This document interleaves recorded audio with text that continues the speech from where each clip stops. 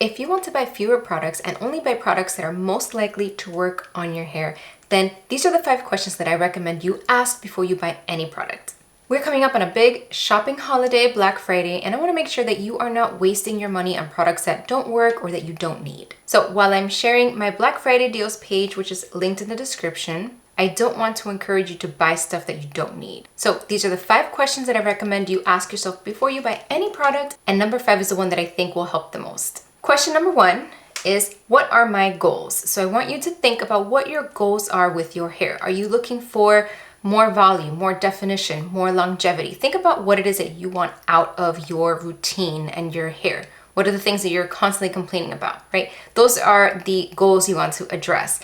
And keep in mind that certain products are designed to work towards certain goals. Just because a product is marketed for curly hair or even for your hair type doesn't necessarily mean that you need that product or that it will fit with your goals. So, do you want more volume? In that case, you're going to want to go with products that are labeled as volumizing, like volumizing foams and sprays. Do you want your style to last longer? In this case, you're going to want things that have a strong hold, like gels, mousses, and sprays. And you'll probably want to stay away from things like creams or single styling with things like creams and foams, which don't offer any hold.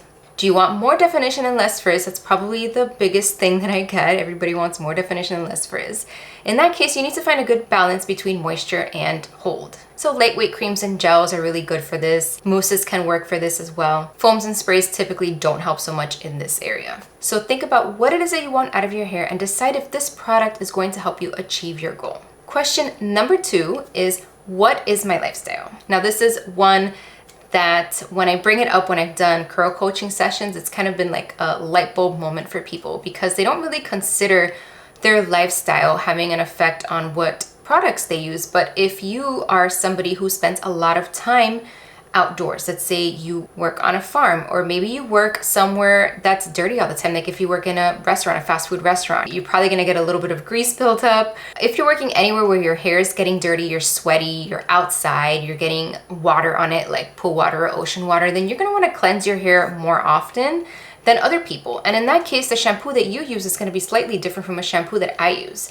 I can use a really strong shampoo every couple of days because I don't need to wash my hair every single day. But if you need to wash your hair every day, you have to be careful. You want to use something that's a little milder, something maybe a little bit more moisturizing, and then you can pepper in some clarifying shampoos every couple of weeks or so. If you're the type of person that has a lifestyle where you don't like to fuss with your hair, you just kind of get up and go and you don't want to spend 20 minutes fixing your hair every day, then you're going to want to go with products that have a very strong hold. The stronger the hold is of the product you use on wash day, the less you're going to have to fuss with it after that. So if you use a strong hold product on wash day, then you're probably not going to have to refresh and you won't have to touch your hair until the next wash day. In that case, that's going to cut out creams and foams entirely because those products don't work well for people who don't want to fuss with their hair. If you spend a lot of time outdoors in the sun, then you're probably going to need some kind of a heat protectant, something to protect your hair against sun damage. That's not the case for somebody like me who's indoors most of the time. I don't need a product that combats heat damage. So think about your lifestyle and think about if that product that you are debating will fit in with your lifestyle. Now, question number 3 is kind of like, yeah, I thought about this, but maybe you haven't, or maybe there's a slightly different way to look at it. But the question is, do I already have a product that addresses this concern, issue, or need? Sometimes we get caught up in the buzz of a product that seems to be everywhere. It seems like everyone's talking about it, everybody's using it, and everybody just seems to love it. And we think we want the product as well, right? Maybe we don't even need this product. Maybe we're not really fully thinking through it, right? This is what marketing does.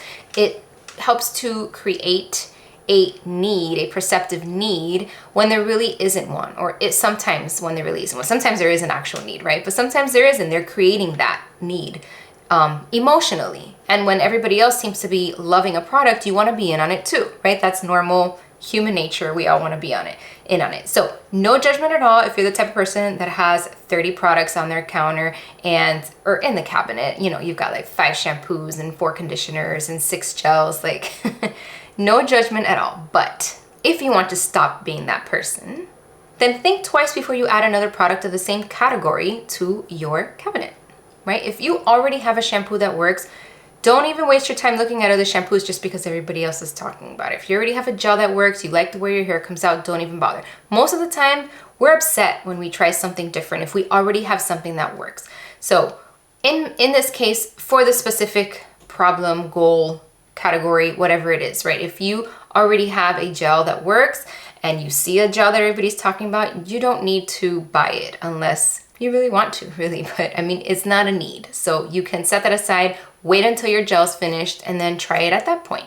Just because something's on sale doesn't mean you need to buy it, right? A deal is only a deal if it's something you were going to buy anyway. Question number 4 is, what are the specific product claims and do they align with my current needs? So now that you've thought about your lifestyle, you've thought about if this product is something that you even need in your collection, and you've considered what your goals are, go ahead and look at the product description on the website and read through it and see if the product even aligns with all of the stuff that you've already thought about. I have seen many times, or I've experienced many times, where I thought I needed something, I thought I wanted a product, right?